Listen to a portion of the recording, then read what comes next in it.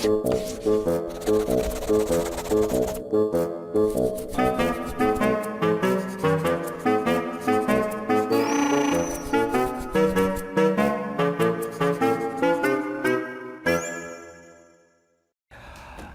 today we're going to talk about memory. For memory, in the first part of today's lecture, we are going to talk about some theoretical issues in memory. And the second part, probably towards the end of today's lecture, we are going to talk about something more relevant to our daily life. Okay.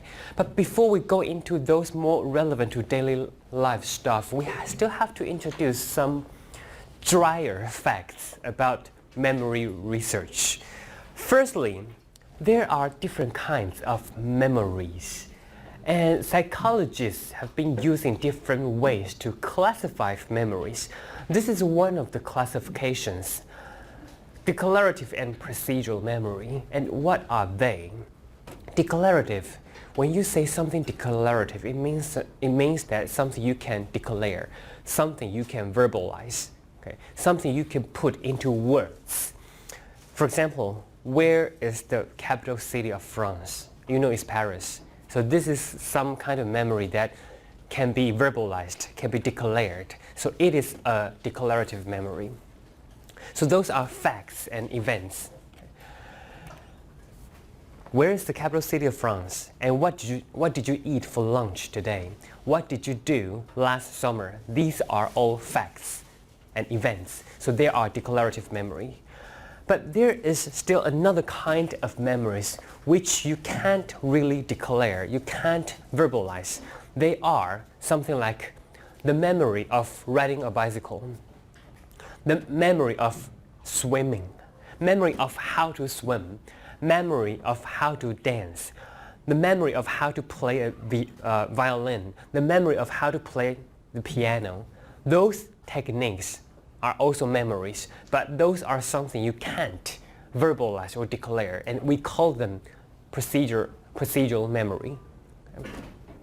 And you can find in patients, particularly for those who have some accidents, after the accident they've got injuries in their brains, and sometimes they lost their memories. Usually those lost memories are declarative memories. Relatively procedural memories, they are more robust. It's not, in most of the patient clinical cases that we have seen, that if they have any memory loss, usually the first kind of memory that will miss will be declarative memory. Okay, so this is one of classifications in memory research. And this is how we process memory. Firstly, you have to encode. Encode, this word is not very commonly used in our everyday life. Maybe you can understand the word encoding as something like learning. Okay? When you learn something, it's encoding. Originally, something is not part of your memory, but you make it into your memory. That process is encoding. After you have encoded the information, then the information has to be stored somewhere in your memory system, and that storing process is called storage. And then next time when you have to, for example, when you are during the test, during an exam, you see a question and you try to memorize what the correct answer is, and that process is retrieval. You try to access the information from your memory system, and that process is retrieval. Why do we have to separate the three processes? The reason is sometimes we thought we have forgotten something, so we might think that it is because that information is not stored. But chances are it is not that the information is not stored, but the memory, the information is still there, but it just you are not able to retrieve. So even the storage is normal. If the problem is here, retrieval, you can still get the memory. So if you have any memory difficulty, it might not be because there is something wrong with the storage. It could be because there's something wrong with the retrieval. Or another way to put it, if you want to improve your memory, if you can't enlarge your storage, probably a better strategy is you try to use a better retrieval strategy. Okay? So that was how we process memory. And then the next topic, flow of information. Okay? Or actually this is also another type of memory classification. When we are talking about memory, we might not talk about the same kind of memory. In psychology, some researchers, they classified memory into 3 kinds of memory. Okay? The first kind, sensory memory. Second kind, working memory, and long-term memory. What are they? We will begin from the sensory memory.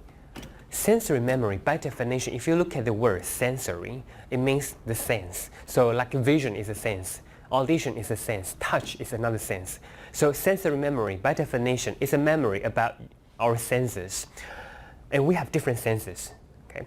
For visual sensory memory, we have a special name for it. We also call it the iconic memory. Okay? So iconic memory equals to visual sensory memory. Okay? And of course, we also have another sense, like audition. We also have auditory sensory memory, and we have another name for it. But for vision, we call it the iconic memory. And what is iconic memory? For iconic memory, it is not something we will easily experience every day. So now, I have to ask you to do a task to make you feel what iconic memory is. So in this task, you have to prepare a piece of paper. Okay, so just take one piece of paper and a pen, and we are going to have a memory task. So in the next slide, you will see 12 digits or letters. And what you have to do is to memorize what you see as much as possible. That's it. Very simple. Okay. But the thing is, the time will be short. I will just play the slide for about maybe 1 second, and you have only 1 second time trying to memorize 12 digits or letters. Okay. Does anyone have any question about the task? Okay. It's just a simple memory test. Okay. 3, 2, 1. Okay, how much could you remember? Could write them down.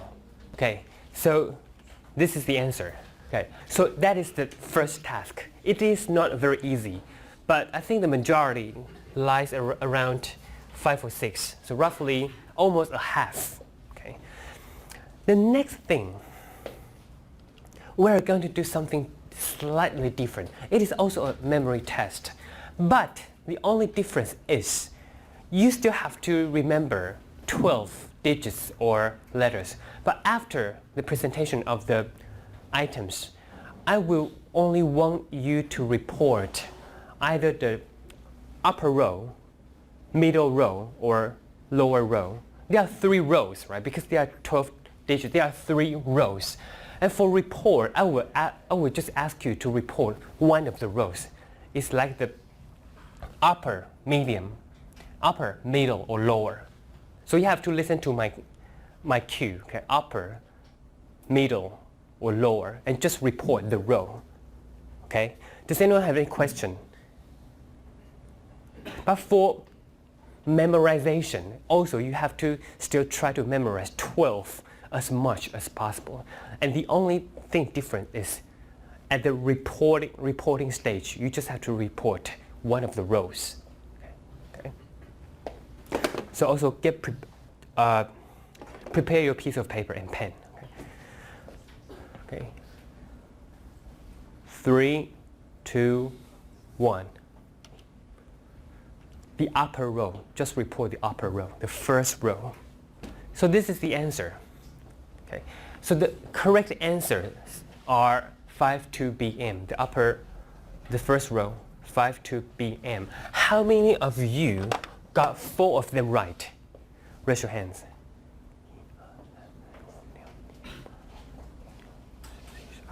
Okay. 3 of them right.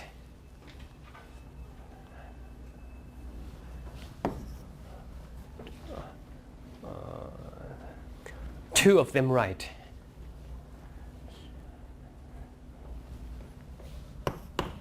Just 1 of them right. Okay.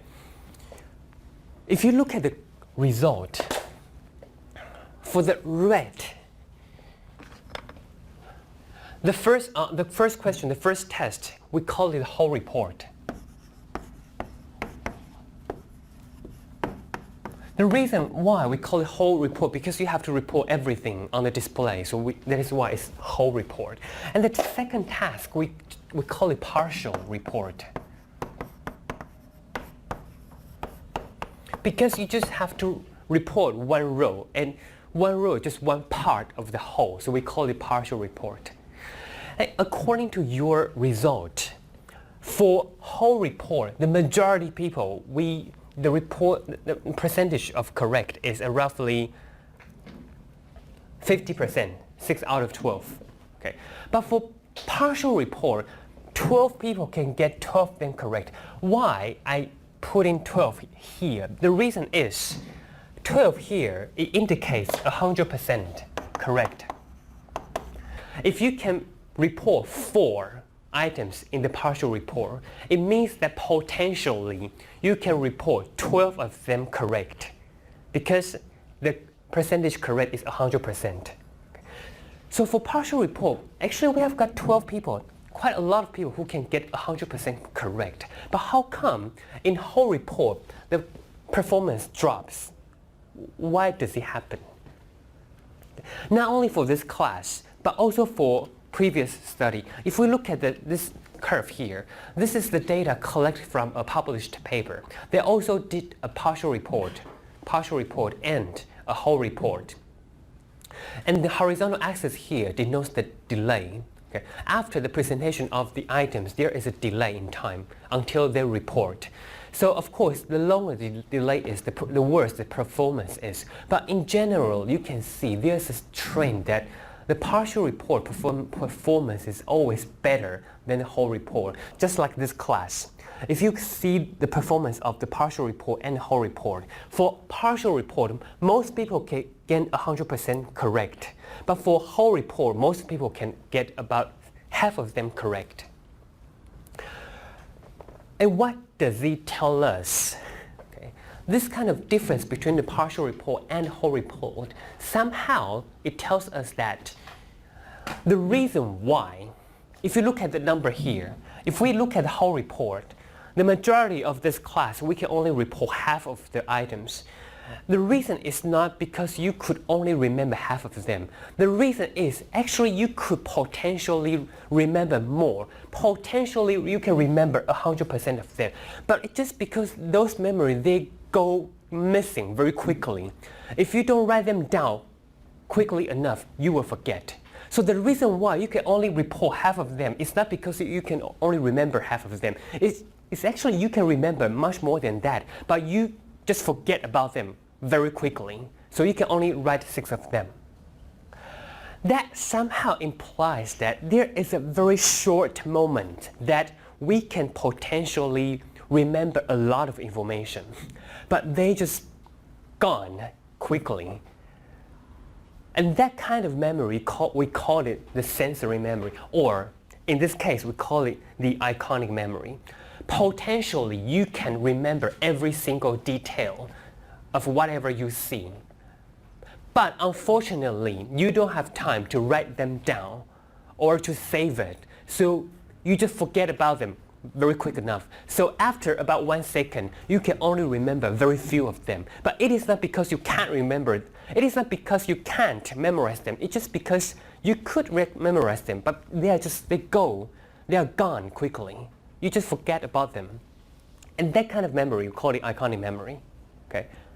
A very, very short moment in time that you can almost remember every single detail, but you just forget about them.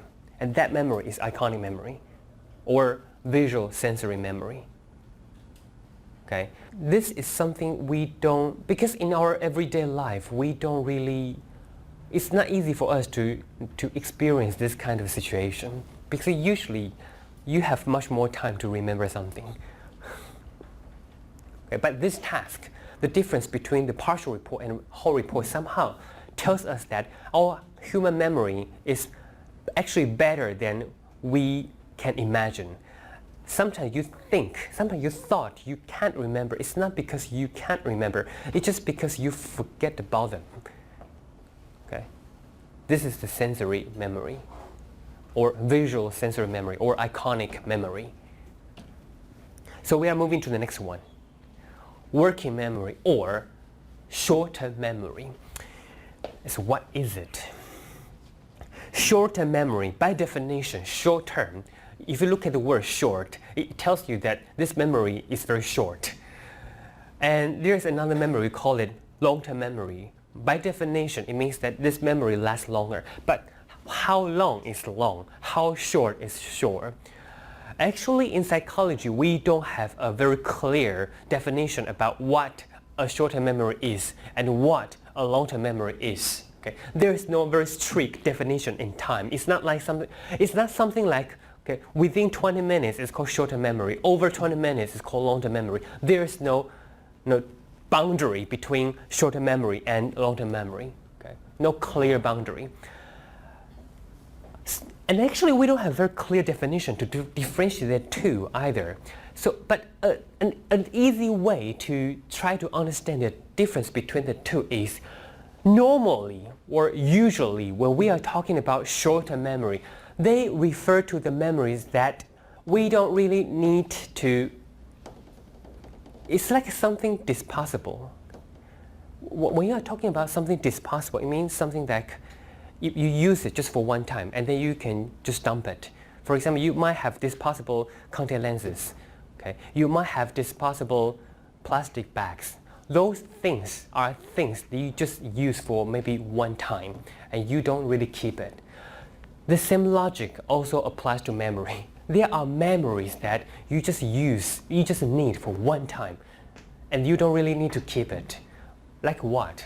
Like if you want to make a reservation with the restaurant, for example, and you just Google the restaurant and you find the telephone number of the restaurant on the internet, and then you try to remember the telephone number and then you have to make a phone call to the restaurant. In that case, that telephone number is something disposable because you just use it. You just need to use it for once. You don't have to really keep that telephone number in your memory system forever. That kind of memory is short-term memory. Okay? Or if you go to a social gathering, a party or something, and you meet someone. It's just a random person. It's not your friend. It's not your potential date. You're not really interested in this person, but you still have to be polite. So you still have to pretend that you try to know his name or her name. And for that kind of information, you don't really need to keep that information. So also those information is also information you just use for once, disposable. So that for that kind of information, somehow we can call it short-term memory, okay? Because you don't really need it. Okay? But for long-term memory, it's something different. Long-term memory is the information that you have to keep in mind, like your name, your telephone number, your ID number. You can't forget, or your birth date. Those information are something you have to keep in mind always. And those memories are long-term memory. Or your knowledge. The capital city of France is Paris. Or what is relativity? Or what is classical conditioning? We talked about classical conditioning last week. And what is the definition? And what is the meaning of classical conditioning? That knowledge is something you have to keep in mind. It's not disposable.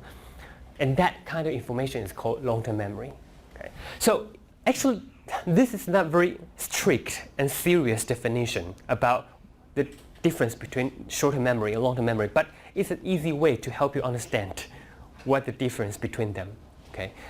So let's begin from the short-term memory. In our everyday life, the most common situation where we have to use short-term memory is when you try to remember a string of numbers, like a telephone number. Like here, imagine there's a telephone number. This is a number you need to use to make a reservation with the restaurant. So you have to try to remember these strings of numbers, and you have to use your short-term memory. Okay.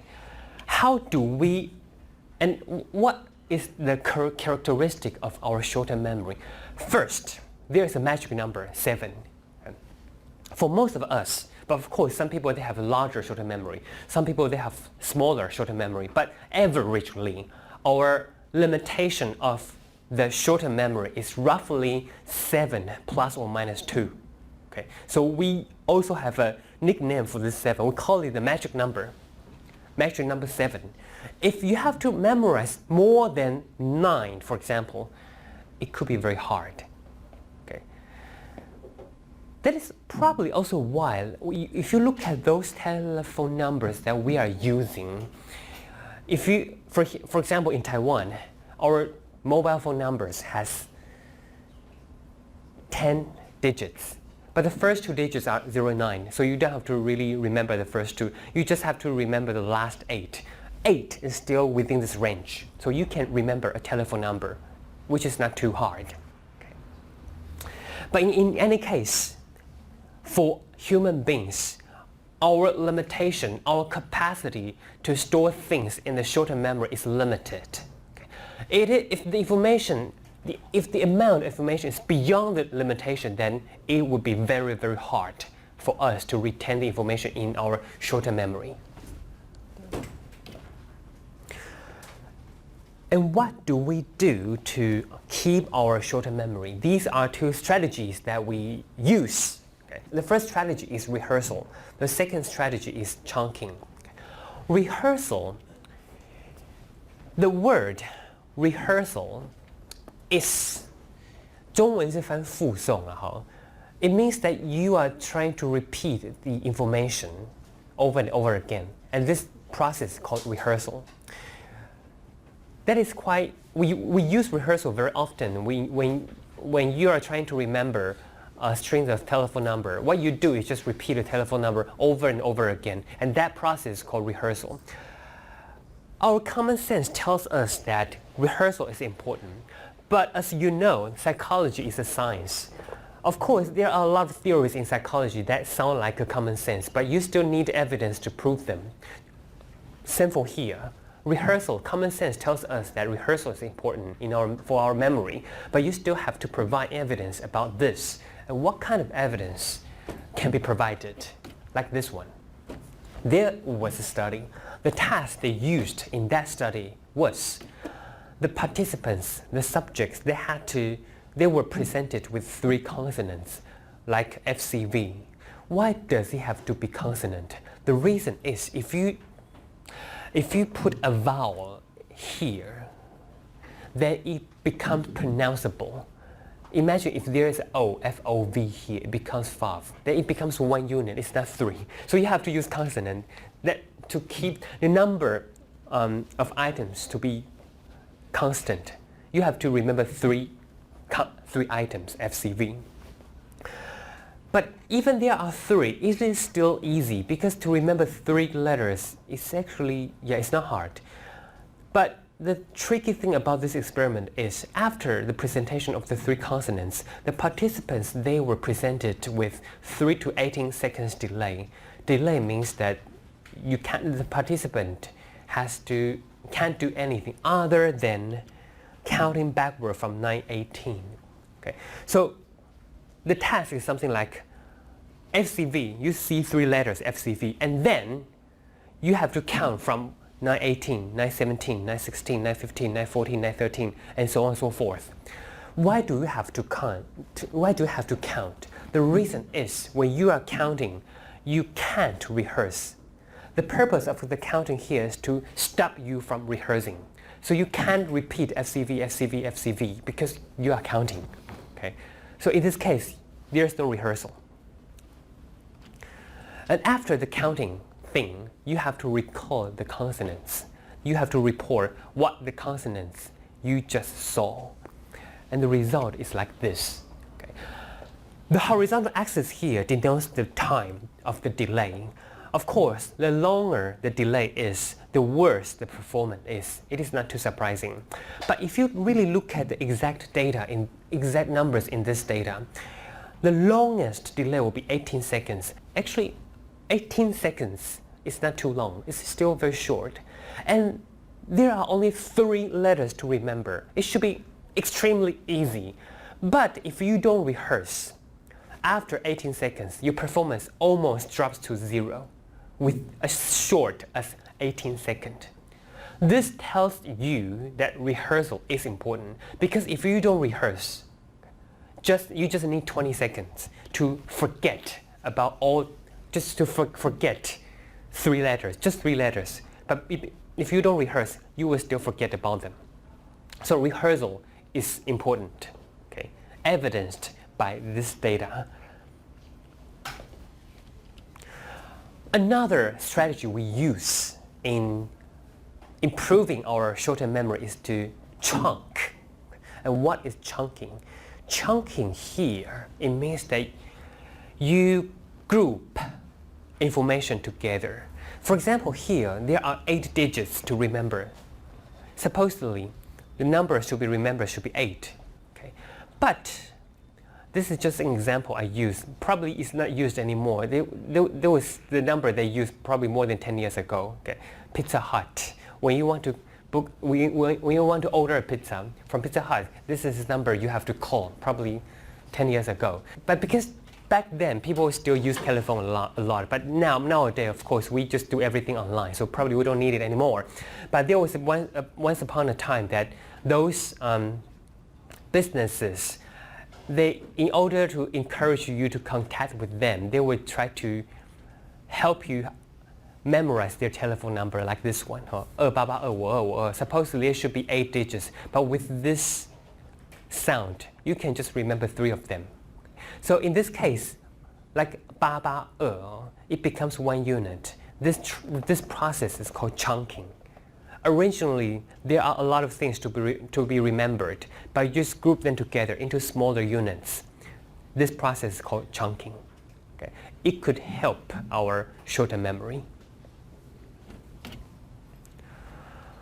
So that was short-term memory, okay? Something that is disposable, something you just use for once, not forever. Now we are talking about something relevant to short-term memory, okay? Which is working memory. Something similar to short-term memory, but slightly different. When we are talking about short-term memory, it means a theory-neutral manner. It means a storage. Okay, it's just a storage device. But when we are talking about working memory, it refers to something more than storage. It refers to a theoretical framework. And what is this theoretical framework? Probably, if you only look at this slide, it still looks very abstract to you. So let's have some more concrete example. This is Alan Baddeley. He is a very famous memory theorist, and he developed the theory of working memory. Okay? And he illustrates the working memory as something like this. Here's a chart. If you look at the chart, it looks a little bit complicated, so we just look at them one by one. Although it looks a little bit complex, but there are 3 subsystems in this chart. So let's begin with the left system. We call it the visual spatial system. For example, if someone asks you, how many windows are there in your apartment? Okay, someone asks you this question. What do you have to do? Okay. What you have to do is try to recall what your apartment looks like. Okay. And what your apartment looks like, that information is stored in your long-term memory. Okay. Particularly a region we call the visual semantics. In this chart here, the bottom part denotes long-term memory. Okay. So the structure of your apartment is stored in your long-term memory, is stored here. So you have to try to get the information from here, which is in your long-term memory. And then you have to access the information here and take it to here, visual spatial sketchpad. This is the short-term memory. This is the long-term memory. And all together we call it working memory. If you still find it a little bit abstract, another way to imagine it is, imagine there is a desk. When you are working at your desk, normally the desktop is empty. When you are not working, the desktop is empty. But when you have to work, what you do is you have to take your document from your drawers, right? You have drawers, and there will be a lot of documents, books in your drawers, and you have to take those information from your drawers. Your drawers, or the documents in your drawers, they are like your long-term memory. They have your knowledge. They have their previous experiences. Okay. Normally, they are just stored somewhere in the drawer, and you are not looking at them. Okay. They are just like this. The information in your drawers are here, and they are part of your long-term memory. And then when you are working, you have to take the documents from your drawers up to your desktop. Your desktop is the short-term memory, or here, visual spatial sketchpad. Okay, so if someone asks you how many windows are there in your apartment, imagine your brain is an office desk, and the structure of your apartment is in your drawer. So you are taking out the structure of your apartment from your drawer up to the desktop, and you are counting the numbers of windows on the desktop. The counting part is done in the short-term memory, but the structure of your drawers, the structure of your apartment is stored in your long-term memory. And the whole process, taking out information from your long-term memory up to your short-term memory and counting on your desktop, the whole process, we call it working memory. Okay, this is one example of working memory. Let's have another example. If you want to make a reservation within a restaurant, okay, so you find the telephone number on the internet and you try to keep the telephone number in your mind. So that is something you are doing when you are trying to keep the numbers in your mind. You still have to do something like, okay, this is the number, this is the telephone number you see on the internet. Okay? And you have to repeat this number, 262-3389. Okay? But why do you know that this Arabic number here, why do you know it reads 2 and this reads 6? Because you have your language knowledge. And those language knowledge is stored here, language. Language is also part of your long-term memory. Why it is 2, why this is 6, why this is 8. Those information, they are stored in your language long-term memory. Okay? Normally you don't use them, but in this case, when you have to use them, you have to take out that information from your long-term memory or from your drawers. And then what you do next is you retrieve those information from your long-term memory and you repeat them. And the repetition process is done in the phonological loop. Phonological loop means that you are repeating some phonological information over and over again.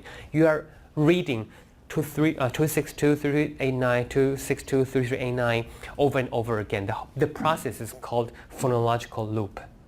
Okay? This is also one kind of working memory.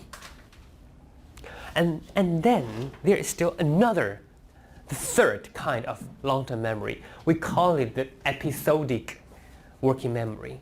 Episode, when you see the word episodic 1, what is episode? Anything that has a time, has a location, has people, has a particular event, we call it an episode. So if you're watching a TV series, you've got episode 1, episode 2, because every episode has a story, has an event, has particular people, time, locations. That kind of information we call it an episode. In this case, if, just hypothetically, if you got robbed, what should I do? Unfortunately, there's one day you got robbed. And what should you do? When you got robbed, your working memory system will be very busy thinking about what to do next. Okay. Normally, when we get robbed, what we do is we try to recall, like in the past, have I ever been robbed before? And if I have, what did I do last time? Okay. And if I hadn't been robbed before, what about is any other friend of mine, relatives of mine who have been robbed before? And if they have, what did they do? Or if none of my friends, neither myself, have been robbed before, maybe there was a movie, there was a TV series that I watched that there was a robbery scene in it. And what did those characters in the novel or movies do? You are trying to recall those episodes.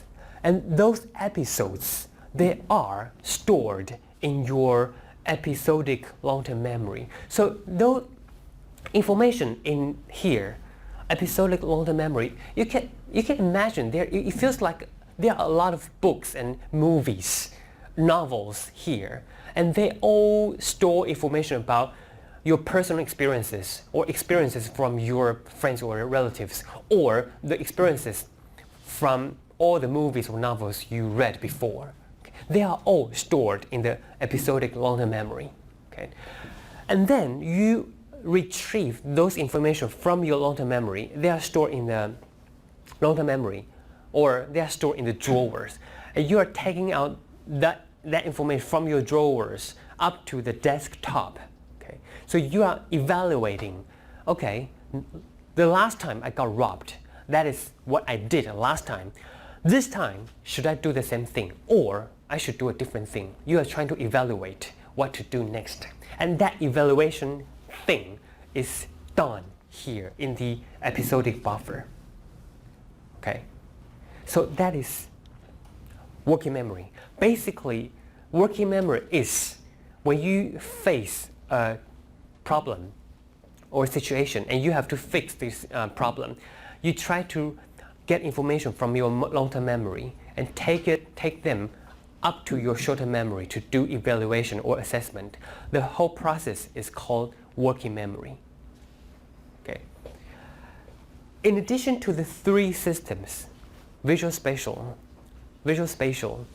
phonological loop, or episodic buffer, there is something up there we call it central axative. Central axative is just like the boss. So now you are facing a problem. Which system you should use at this moment? It is the boss who decides. Okay, the boss is called the central axative, okay, which controls or coordinates different subsystems. So the whole thing, we call it the working memory, okay, which involves information come and go, in and out, between the long-term memory and short-term memory. Okay. So we are actually using our working memory all the times when you are awake, because we are always facing different tasks. And when we are conducting any task, it involves working memory. So how could we do to improve our working memory capacity? Okay. Or how could we do to reduce the waste of our working memory? Okay. There have been a lot of studies, but here I just want to introduce one of them. In this study, they emphasize that anxious thoughts would exhaust students' working memory capacity. Okay. What they did in this research is it is an experiment, and they have control group and intervention group. And those research participants, they are all students before an exam, before an exam in mathematics. So normally people get very nervous and anxious before a mathematics exam. So those students, they are nervous. But this research, they did something on these students. They divided the students into two groups. The first group, control group, basically control group, it means that they didn't do anything on these people. Okay. The second group, intervention group, those students, they have to write about thoughts and feelings about the math exam. Of course, they are nervous about the exam, and they have to write down their nervous thoughts. And then the result is the intervention group, they performed better than the control group. Okay, this is the result. If you write down your thoughts about the exam, turn out you perform better. But why? Okay, how do we explain this result? The way they explain the result is, this is their explanation. If you write down something, if it feels like you release your emotion. So although you're nervous, but if you write down your nervous thought, it can release your anxiety. So you could be less anxious if you could write down your anxious feelings. Okay. So when you feel less anxious, then your working memory will perform better, which can help you to get a higher score. Okay. So this is just one of the examples that tells us that probably our working memory has something to do with our emotion, particularly anxiety, anxious thoughts. They could affect the capacity of our working memory. Okay, the next, we are going into long-term memory. As I said, short-term memories are memories that you just use probably for once and you don't keep them forever. But for long-term memory, those are information that you have to use all the times. Those are information that are important to you. Okay? So your telephone number, your name, your whatever information about yourself, the names of your family, okay? Those are very important information you can't lose, and they will be stored in the long-term memory system.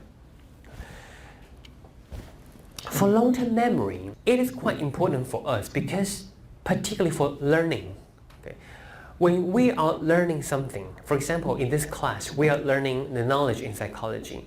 When you are learning something, actually you are trying to make something, you are trying to put something into your long-term memory. Okay?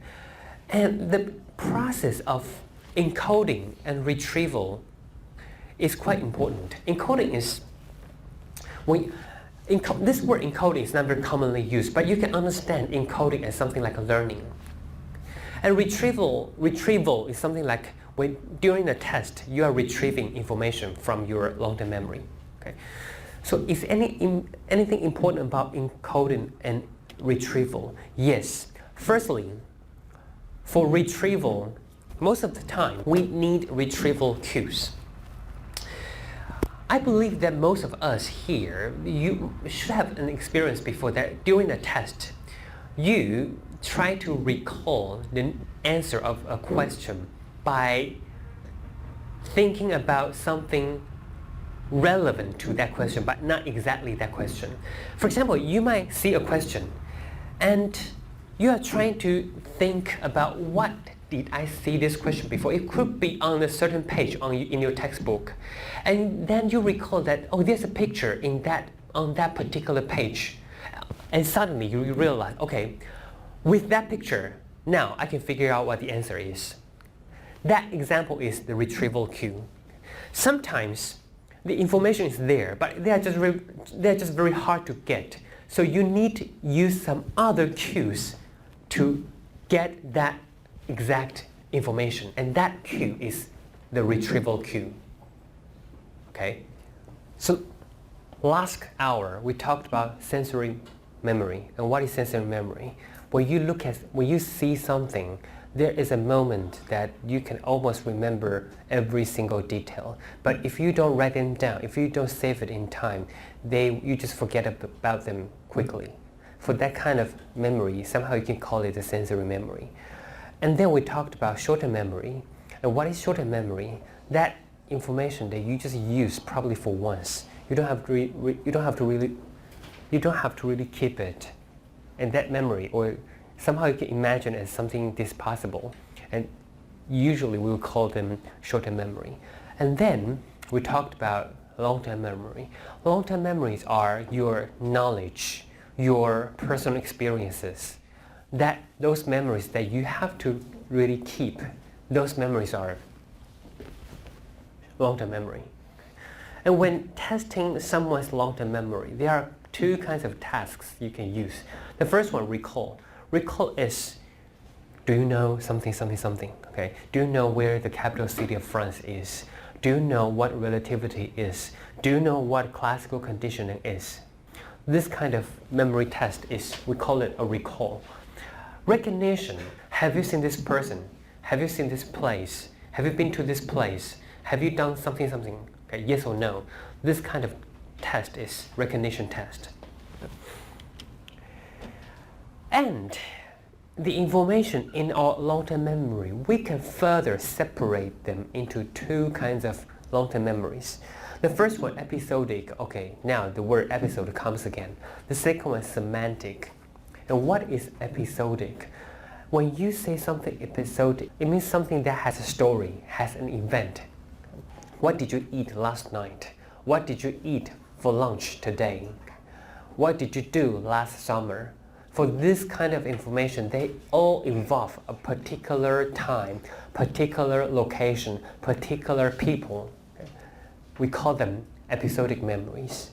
And there is another kind of memory that doesn't involve particular time, location, people. They are just knowledge, and we call them semantic memory. Okay. Where is the capital city of France? What is classical conditioning? What is psychology? What is constitution? What is liberty? This kind of knowledge, they don't really involve a particular time, story, event, people, location. They are just general knowledge, and we call them semantic memories. So this chart illustrates how we classify different memories. For our long-term memory, those memories that we have to keep in mind, okay, we can firstly separate them into declarative and procedural. Declarative memories are something you can declare, something you can verbalize. Okay? And procedural memories are something you can't verbalize, something you can't declare, but they are also memories, like how to ride a bicycle, how to play the violin, how to play the piano, how to swim, how to dance. Okay, these are procedural memories. But for something you can talk about, they are declarative memories. And for declarative memories, we can further separate the declarative memory into two kinds of declarative memory. The first one, episodic memory. The second one, semantic memory. Okay. Episodic memory are something involve particular time, location, people, event. Okay, what did you eat last night? And semantics memories are just general knowledge. And when we are dealing with our long-term memory, a very important thing is the similarity between encoding and retrieving is important. Encoding is something like when you are learning, it is encoding. Retrieving is when you are being tested, it is retrieving. You can imagine that the more similar between your learning condition and your testing condition, the better your performance is. This is common sense. But as I said repetitively, there are a lot of common senses in psychology. You have to provide evidence. Do we have any evidence about this? Yes. And this is a very famous experiment in psychology. They did it in a very extreme way. They just asked a group of divers, 潜水者, and they asked these divers to learn a list of words. Okay, so they have to learn a list of words. The tricky thing about this experiment is they learned this word list either on the beach or underwater. So half of the divers, they have to really dive into the water to learn the word lists. So there are two learning conditions, on the beach or underwater. And after they have learned the word list, they have to get a test. In this test, they did the test either on the beach or underwater. So there are 4 groups. Okay. Group 1, they learn on the beach and they are tested on the beach. Group 2, they learn on the beach but they are tested underwater. Group 3, they learned underwater but they are tested on the beach. Group 4, they learn underwater and they are tested underwater. Okay, so 4 groups. And let's see how their performance are. These are their performances. Okay.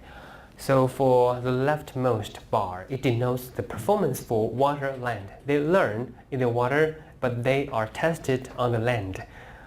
The second group, they learned on the land, but they are tested underwater, and their performance is in general lower because their learning condition is different from their testing condition, so the performance is worse. But if the learning condition is the same as the testing condition, like the third bar and the fourth bar, they are both learned and tested underwater or are both on the land, and their performance is better. So when you learn something, it's better that you are also receiving a test under the same context. This kind of memory, we call them context-dependent memories because they are memories and they are dependent on the context, particularly similar contexts. In motor memory, there is also an effect, we call it serial position effect. So to make you have more feeling about this serial position effect, let's have a test, memory test. So please, just prepare a piece of paper and a pen. Okay? And for this test, what you are going to do is, I'm going to read a list of country names. And when I'm reading, you can't take any note. You have to listen, and only listen. And after I finish reading, you can write them down as much as possible. And you don't have to worry about the order. Okay, I'm going to read now. So you can't take any note. You can't write down anything, okay, when I'm reading. Okay. Australia, Saudi Arabia, United States, Indonesia, India, Russia, South Africa, Turkey, Argentina, Mexico, France, Germany, Italy, United Kingdom, China, Canada, Japan, South Korea, Brazil. Okay, now write them down. Don't have to worry about this order. Okay? And don't guess. Just write them down what you have heard. Don't try to guess. Because if you guess, then the result wouldn't be accurate. Now, let's have the first one I just read was Australia. So how many of you got Australia? Raise your hands.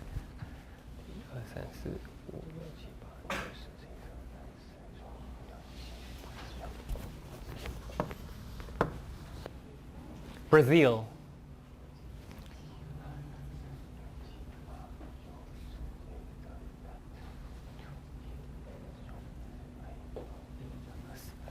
Actually, the effect is not very obvious here.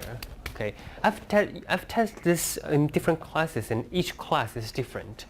Here, probably you can sort of, okay, there's a trend. The first few, probably, yeah, they are larger. It's better in the first few, and probably the last few, but in the middle of the list,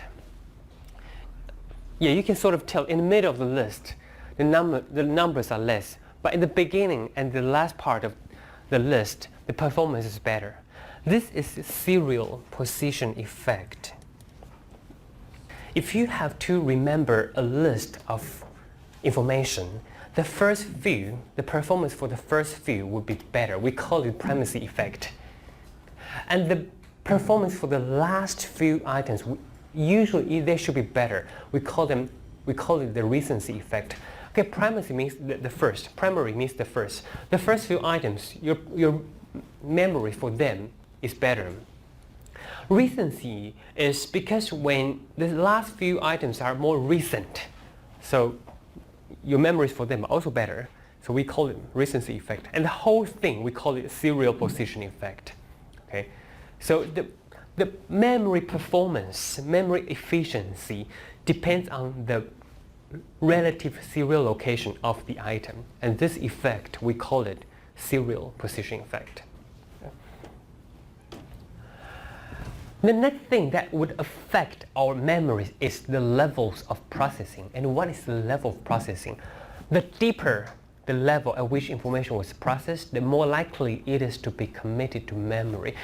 If you try to remember a list of words or words from a foreign language, okay, if you only process the shape or the pronunciation, probably your memory efficiency would be not very good. But if you can try to process the meaning of that word, your memory for the word will be better.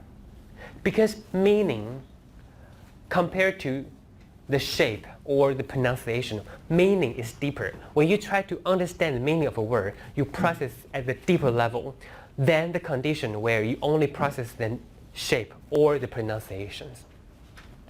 Or another example is if you try to remember a particular person, if you only attend to his appearance or his voice, these are more superficial information.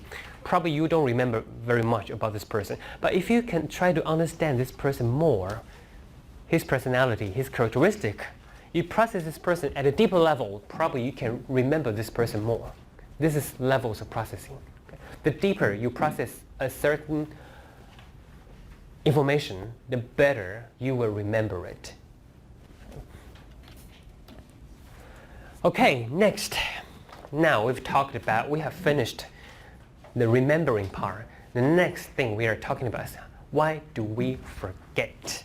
Okay. Speaking of forget, we have to introduce this person, a very famous memory researcher. His name is Hermann Ebbinghaus. What he did was he used himself as a research subject. What he did was he learned a list of nonsense syllables every day. And then he recorded saving. What is saving? For example, if you're trying to remember a list of words, okay, on the first day you need 12 times to remember the word. Okay? And if the first day you need 12 times, if the second day you need 9 times, then the saving will be 12 minus 9 divided by 12, 25%. Okay? If the first day you need 12 times, and the second day you just need 6 times, and the saving will be 50%. Okay? Supposedly, the saving should be positive. Okay? Because if you need more time for the first time, of course you need less time in the second day. But it can't be 100%. What is 100%? In this case, you try to imagine if you need 12 times for the first day, and the second day you don't need to study anymore. You can instantly recall. In that case, the saving is 100%.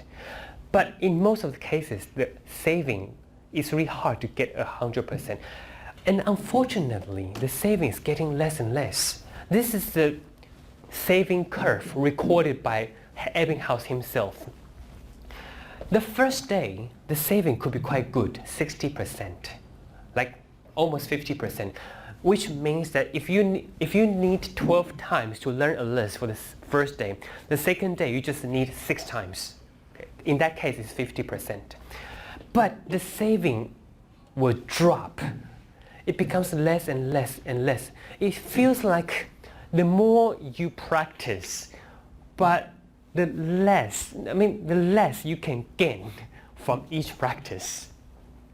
Okay, 100% is the perfect learning. Okay? The bigger the number is, the better your learning is. But in this case, you can see your learning somehow, it can't be 100%. It seems like you keep forgetting things. Okay, up to a point, over 10 days, 15 days, the saving will be constant at around roughly 30%. Imagine you are learning a foreign language, okay, and you just only try to remember the words, vocabulary, and try to remember it every day. According to this curve, the memory, how much you can memorize, it can't be 100%. It feels like you still have to review every day. Okay, it could be 100%. And it feels like we keep forgetting. We can't really learn things 100% efficiently. Why? Why do we forget about things? There could be two potential reasons to explain why we forget about things. The first reason is decay. Because the information, they are not just there in your brain. They will spontaneously disappear or decay. Okay.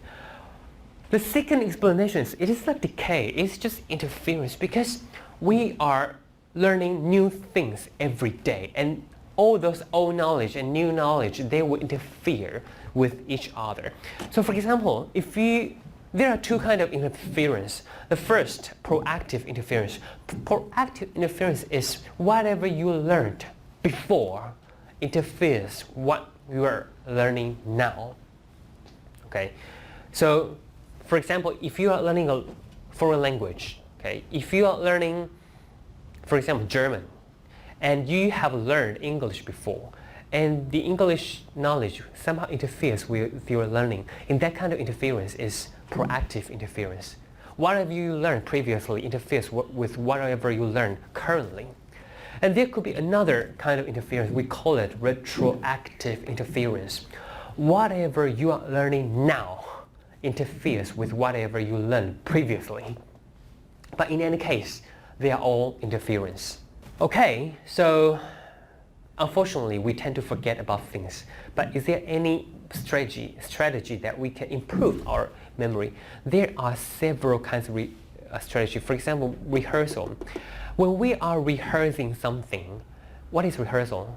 Rehearsal is like you are repeating something. When we are repeating, if you can use a better strategy to repeat, then it can help you to learn better.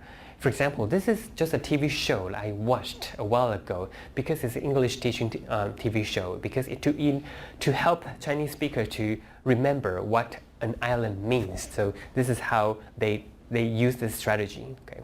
Island, because when people are thinking about island, people always think about some tropical place, and usually they will assume that tropical people will love cold or colder things. So this is elaborate rehearsal. You use some strategy to help you rehearse. Mnemonics is a technique that you connect different items together. For example, BRIC, 金砖四国. If you have to remember the 4 countries, then it is not very easy.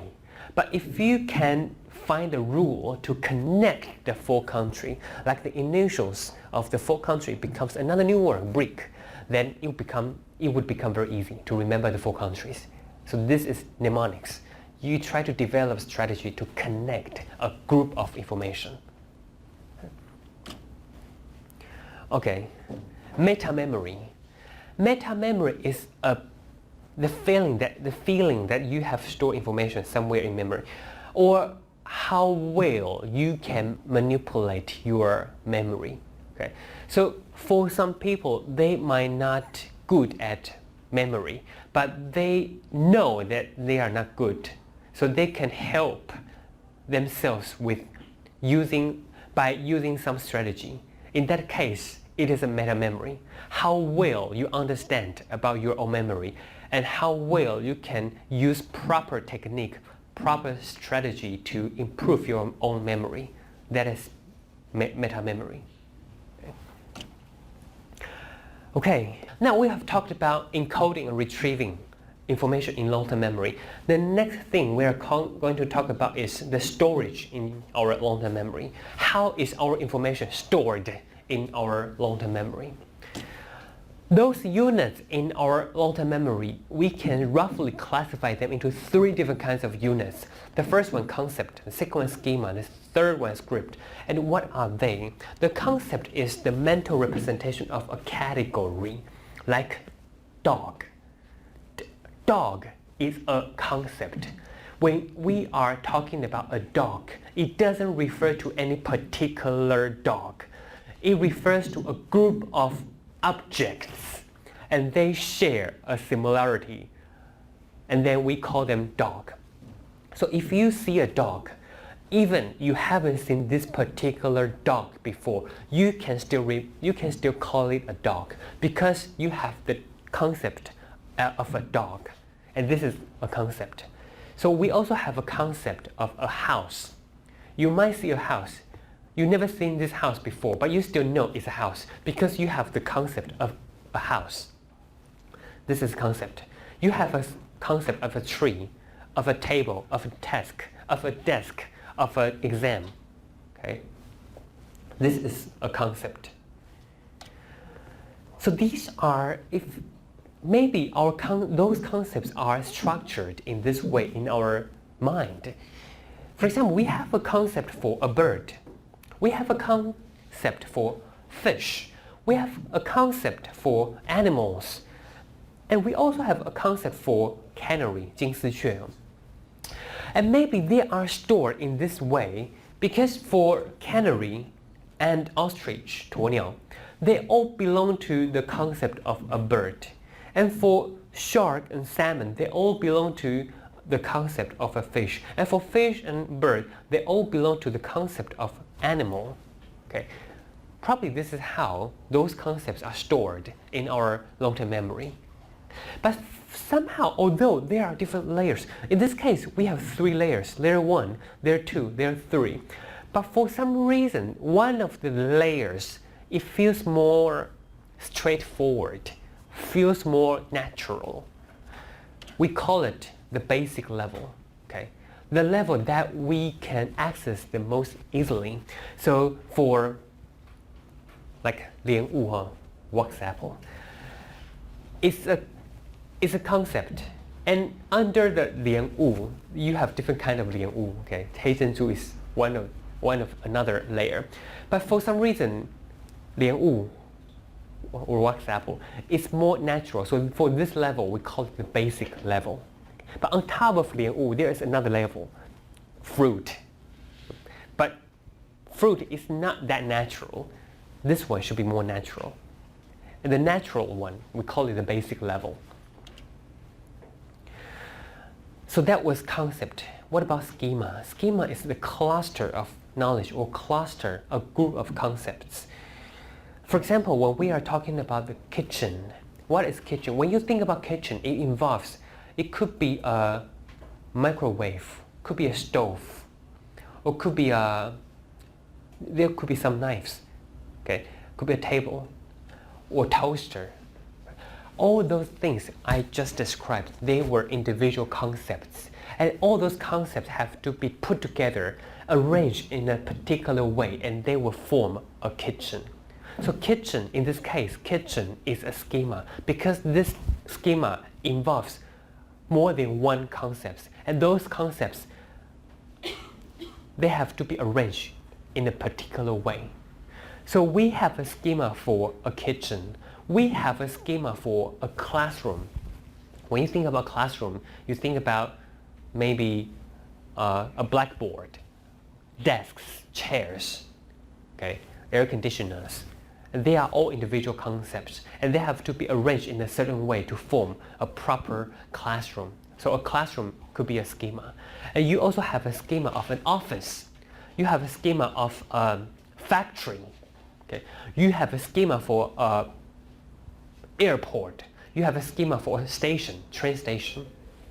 So schema is a group of concepts, and they have to be arranged in a certain way.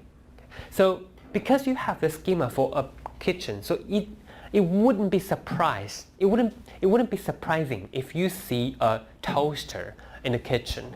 But if you see a printer in the kitchen, you would be surprised. The reason is because a printer doesn't fit the schema of a kitchen. Okay. So this is schema. The next, script. 剧本. What is script? How events unfold in time. Okay? When things involve time, then it becomes a script. Like when you are thinking about wedding, wedding involves a particular series of events, and they have to follow a proper time arrangement. Okay, so this is script.